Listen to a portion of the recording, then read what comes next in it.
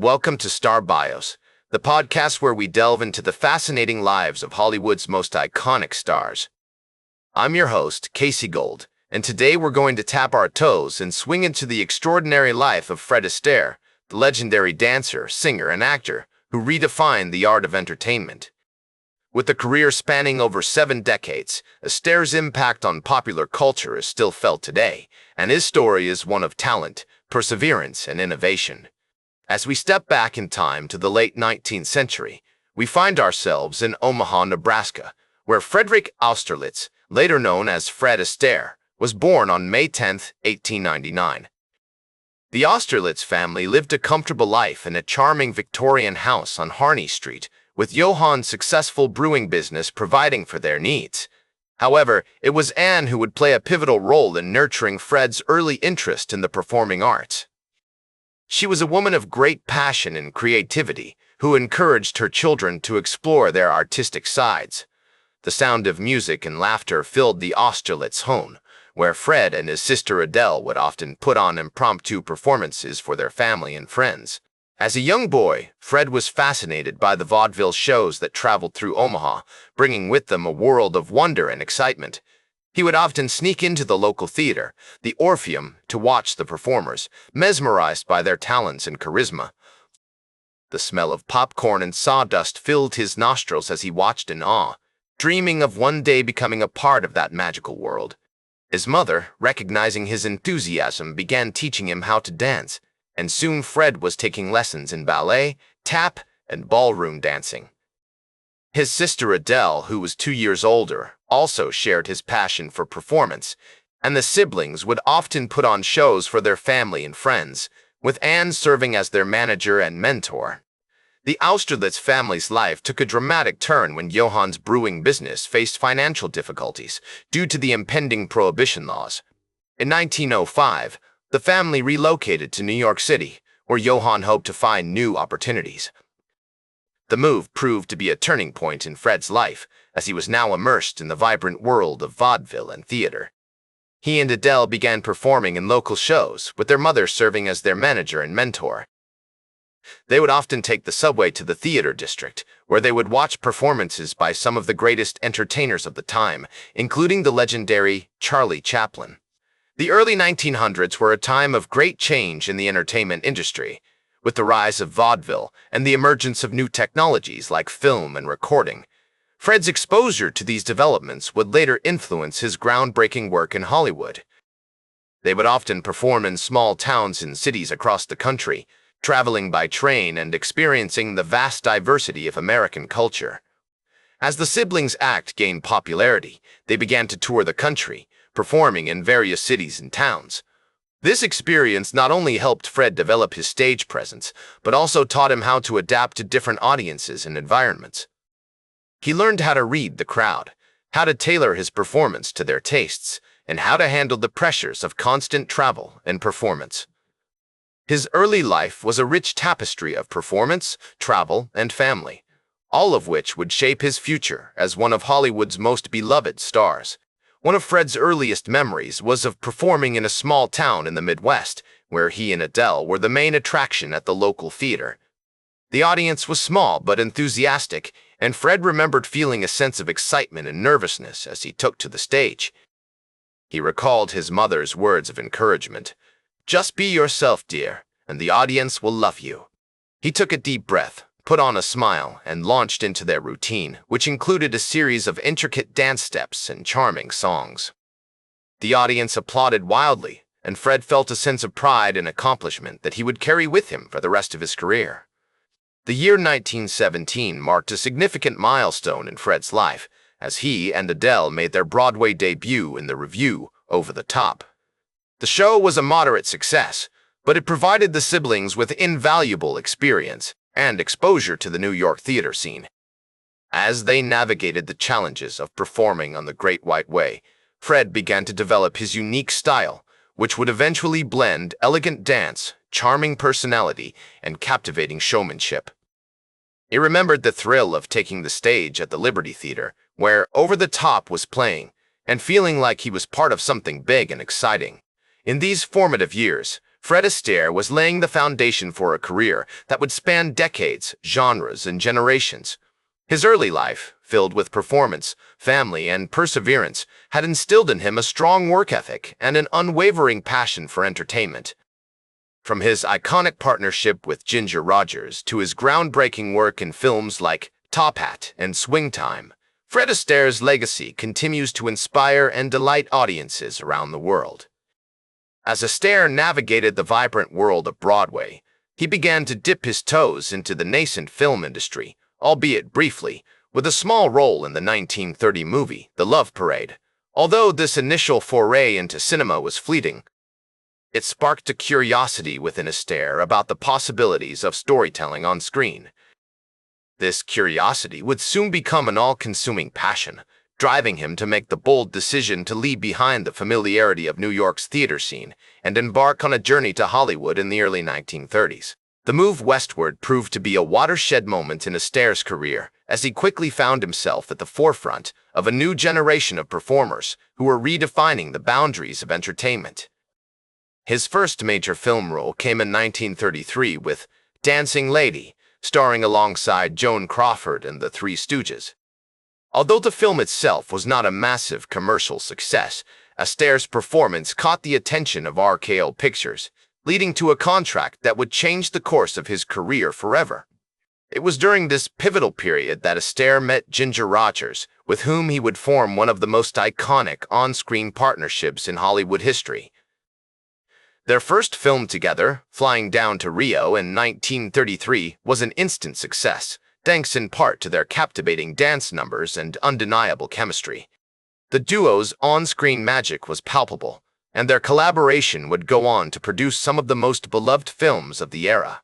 The years that followed saw Astaire and Rogers star in a string of hit films, including The Gay Divorcee, 1934, 1935, and Top Hat, 1935.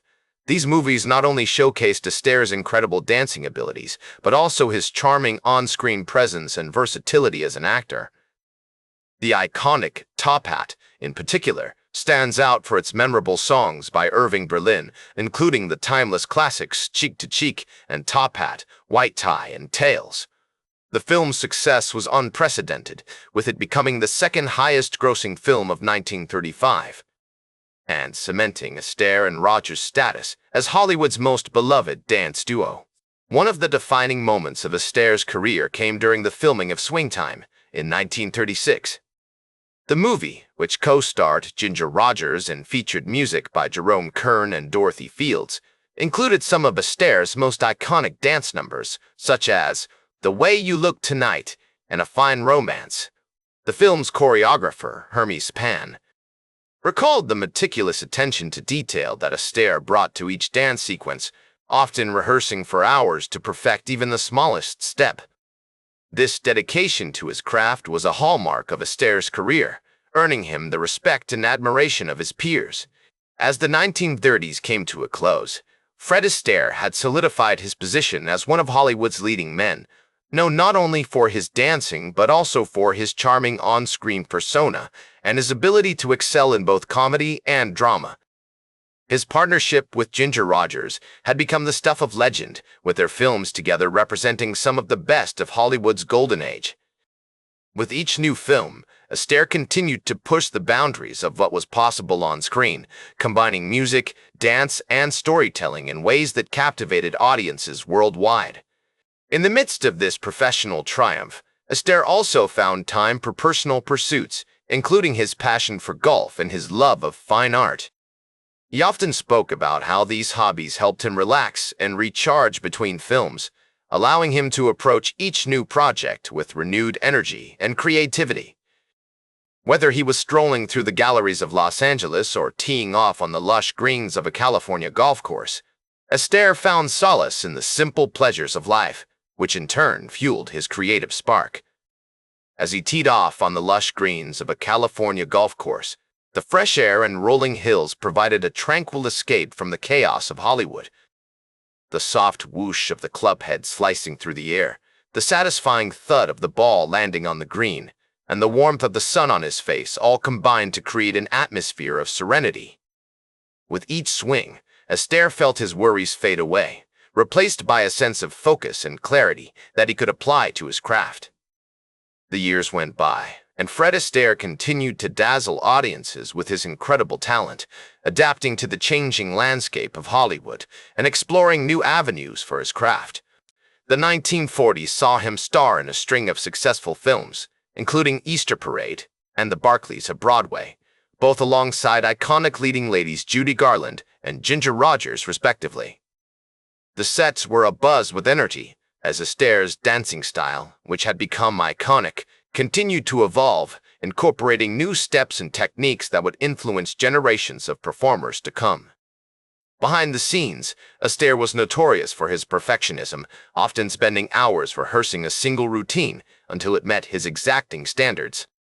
This dedication to his craft earned him the respect and admiration of his peers, who marveled at his ability to seamlessly blend elegance and athleticism. In the 1950s, Astaire began to focus more on television, producing and starring in several variety shows that showcased his remarkable abilities as a dancer, singer, and actor. These programs not only allowed him to reach a wider audience, but also provided a platform for him to experiment with new ideas and collaborations.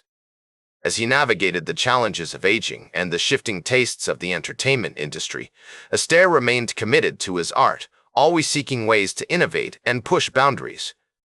He was particularly drawn to the intimacy and immediacy of television, which allowed him to connect with audiences in a more personal way. As the decades passed, Fred Astaire's contributions to the world of entertainment were recognized with numerous awards and accolades. The ceremony was a star-studded affair, with Hollywood's elite gathering to pay tribute to Astaire's remarkable achievements. He was visibly moved as he accepted the award, his eyes shining with gratitude as he acknowledged the tireless efforts of his colleagues and collaborators. In 1978, Astaire published his memoir, Steps in Time, which offered a fascinating glimpse into his life and career. The book was a candid and introspective account of his experiences, filled with anecdotes and insights that humanized the legend. As readers turned the pages, they discovered a complex and multifaceted individual, driven by a passion for his craft and a relentless pursuit of excellence. The memoir also provided a unique perspective on the golden age of Hollywood, with Astaire sharing stories about his friendships and collaborations with some of the era's most iconic stars. Fred Astaire's life concluded on June 22, 1987, when he passed away at the age of 88, leaving behind a legacy that continues to inspire and captivate audiences around the world. As Ginger Rogers once said, Fred Astaire was a complex person, but the one thing that stood out about him was his love for his work. He was a perfectionist, and that's what made him so great. This dedication to his craft, combined with his boundless creativity and infectious charm, has ensured that his films remain timeless classics, beloved by generations of moviegoers. The news of his passing sent shockwaves through the entertainment industry, with tributes pouring in from around the globe. Today, Fred Astaire is remembered as one of the most iconic figures in Hollywood history, a true legend whose impact on the entertainment industry cannot be overstated. His influence can be seen in countless performers who have followed in his footsteps, from Gene Kelly and Sammy Davis Jr. to Mikhail Baryshnikov and Justin Timberlake. And so, as we bid farewell to this extraordinary individual, we take with us the memories of his remarkable achievements, his unforgettable performances, and the timeless magic of his art. That's all for today's Star Bios. Remember to like, share, and subscribe. And until next time, I'm Casey Gold, reminding you to keep shooting for the stars.